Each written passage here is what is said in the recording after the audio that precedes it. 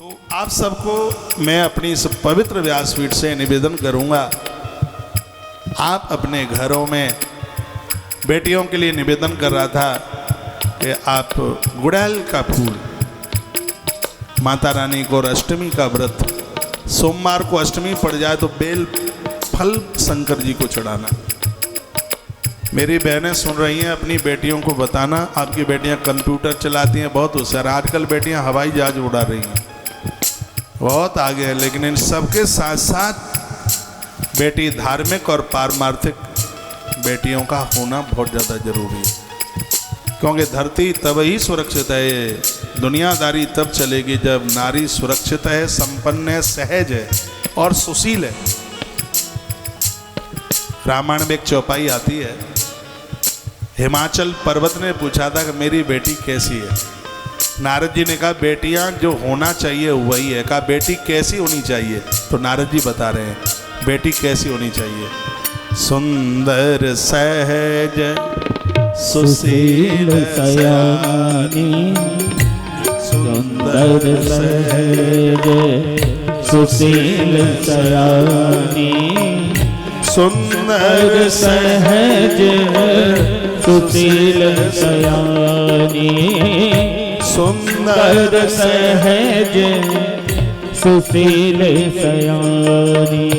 बेटियों का सुंदर होना बहुत ज्यादा जरूरी है, वो अंदर से भी और बाहर से भी सुंदर हो। जो बेटियां सुंदर नहीं हैं, वर्तमान समय में उनके संबंध करने में बहुत दिक्कतें आती हैं। बेटियों को बाहर घूमने के लिए क्यों नहीं जाने दिया जाता? लोग तो उसमें तरह तरह की बातें कर बैठते हैं। बेटियां भी कहती हमें इतना कोस आ जाता, हमें घर से बाहर नहीं जाने दिया जाता, इतनी भीड़ भाड़ है, बेटी का कहीं एक्सीडेंट, कहीं टांग में हाथ में चोट आ जाए, आंख में तकलीफ आ जाए और कहीं कोई दिक्कत हो जाए तो बेटियों के लिए संबंध होना बड़ा मुश्किल हो जाता। अभी कहाँ की बात है, एक बेटी की उंगली कट गई। कैसे? मैंने तो पूछा नहीं कैसे कटी है। उस कन्या की सगाई करने में दिक्कत आ रही, परेशानी आ रही है। लोग कहते हैं हमें इतना कोस आ जाता है, मम्मी पापा हमें इतना कोसते रहते हैं। बेटी को बाहर जाने से इसलिए मना करते हैं कहीं कोई घटना न घट जाए, कोई दिक्कत न हो जाए। कन्याओं का, बेटियों का सुंदर होना बहुत ज़्यादा जरूरी है। वो सुंदर हो, सुंदर के साथ में वो सहज भी हो, सहज, सरल हो, सहज, कठोर नहीं, सहज, सुंदर सहज सुशील, मुस्कुराते हुए, हंसते हुए, रूठे नहीं, कलह ना करे। अगला शब्द है सयानी, चतुर। आपको पता होगा यदि आप ग्रामीण क्षेत्र से जुड़े, पहले की बात है, घर में जब मेहमान आ जाते थे तो अगल बगल के लोगों से सामान लेके आ जाते, क्योंकि बाजार तो दूर होते थे, साधन होते नहीं थे जाने के लिए। गांवों में बेचने वाले लोग आते थे, हाट मार्केट ऐसे बाजार तो होते नहीं थे। तो चार मेहमान आ गए, घर में दही नहीं है, तो घर की बेटी बगल वाली ताई के घर चली जाती और वो बोलती ताई आज हमारे मौसा आए हैं, घर में थोड़ा दही हो तो दे दो ना। तो बगल वाली ताई कटोरा भर के दे देती थी। और फिर वो बेटियां कैसे लाती पता? अपनी चुन्नी से ऐसे ढक के, कोई देख न ले, नहीं तो बदनामी नहीं हो जाएगी कि इनके घर में एक कटोरी दही भी नहीं है, बगल से लेके आए हैं। तो बेटियां इतनी होशियार होती थी, आज तो दिखा दिखा के लाएंगी, मौसा जी दही हमारे घर में नहीं था, बगल वाली ताई के यहाँ से तुम्हारे लिए दही लेके आए। वो उसी में अपना बड़प्पन समझेगी, लेकिन पहले ऐसा नहीं होता था। देवर्षि नारद जी कहते हैं जिन बेटियों के अंदर चार चीजें हैं, संसार की हर बेटी उमा है, भवानी है, अंबिका है। चरित्र से सुंदर है, स्वभाव से सहज है, क्रोध करती नहीं है, वो सयानी, चतुर है, होशियार है, सुंदर सहज सुशील सयानी, सुशील सयानी, सुंदर अंबिका भवानी सुंदर सब गाइए। सुशील सयानी सुशील सयानी नाम उमा अंबिका भवानी सुंदर सहज सुशील सयानी सुशील सयानी नाम उमा अंबिका भवानी सुंदर सहज सुशील सयानी सुशील सयानी नाम उमा अंबिका भवानी। जो विचारों से बहुत सुंदर है, चरित्र से सुंदर है, सहज है, कठोर बना नहीं है, झगड़ालू नहीं है, होशियार है, वही तो उमा अंबिका और भवानी है। ये बेटियों का होना बहुत ज्यादा जरूरी है। बेटियों के लिए पूर्णिमा का व्रत और चंद्र दर्शन, इससे सौंदर्य मिलता है उन्हें। बेटियां जितना चंद्र दर्शन करेंगी उतनी ही उनके चेहरे पर रूप आएगा, निखार आएगा, सौंदर्य उन्हें मिलेगा। नारी जाति को जितनी भी सुंदरता है वो अत्रि पुत्र चंद्रमा ने दिया है। ये पूर्णिमा का व्रत माताओं के लिए है, बेटियों के लिए। पूर्णमासी का व्रत करने से सौंदर्य मिलता है, रूप मिलता है।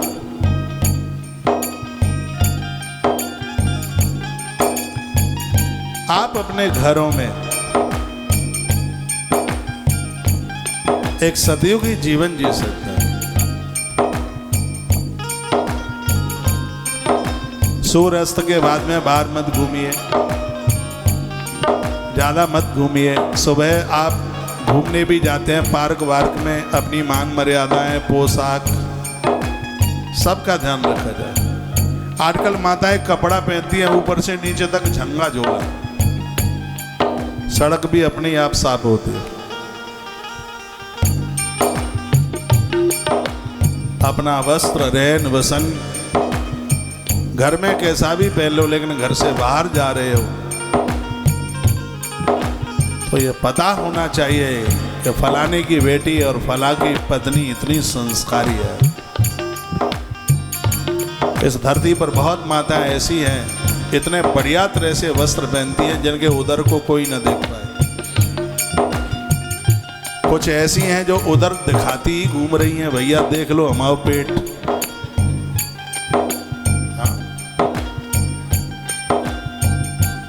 मान मर्यादा होनी चाहिए। तो वो धीमे बज रहा है, बिल्कुल बहुत धीमे बज रहा है, और धीमे करो।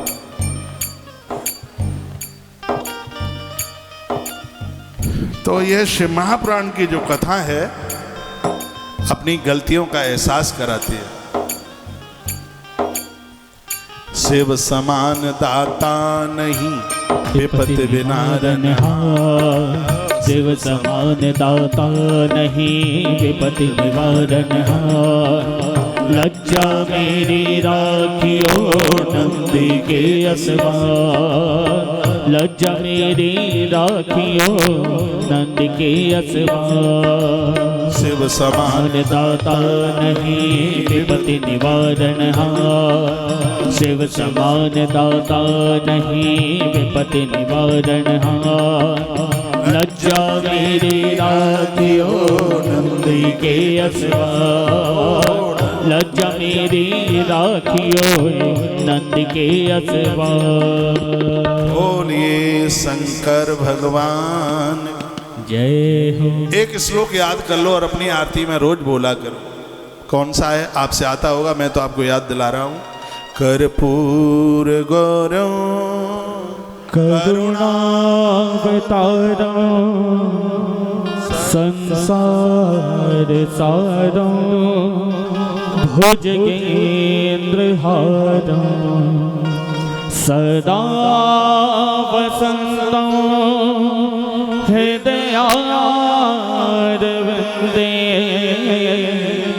भवं भवानी सहितं नमामि।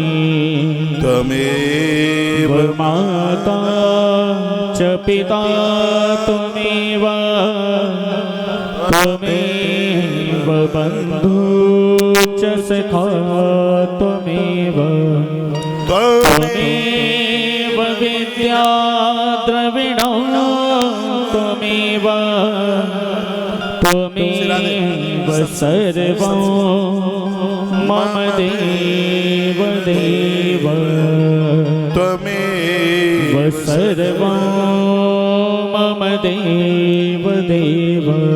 मंगलं भगवान् विष्णु मंगलं गरुडध्वज, मंगलं पुण्डरीकाक्ष, मंगलाय यतनो हरि। मंगलम भगवान विष्णु कहकर अपनी पूजा आरंभ करें और कर्पूर गौरम कह करके अपनी पूजा को विश्राम दें, विराम दें। जैसे ही पूजा में आप बैठते हैं तो सबसे पहले मंगलम भगवान विष्णु ये कहकर पूजा अपनी आरंभ करें। जब आरती होती है उस समय समापन में कर्पूर गौरम त्वमेव माता च पिता त्वमेव। कल पुष्पांजलि की बात मैंने कही थी। पूजा में अनजान में किसी भी प्रकार की कोई त्रुटि हो जाती है तो आरती के बाद में पुष्पांजलि में एक फूल भगवान को चढ़ाया जाता है और इस फूल को चढ़ाने से संपूर्ण भगवत दोष समाप्त हो जाता है। इस तरीके से आप कीजिए, आनंद हो जाए, बहुत आनंद होगा। तालियां इतनी कंजूसाई से बजाई हैं आपने, धन्यवाद।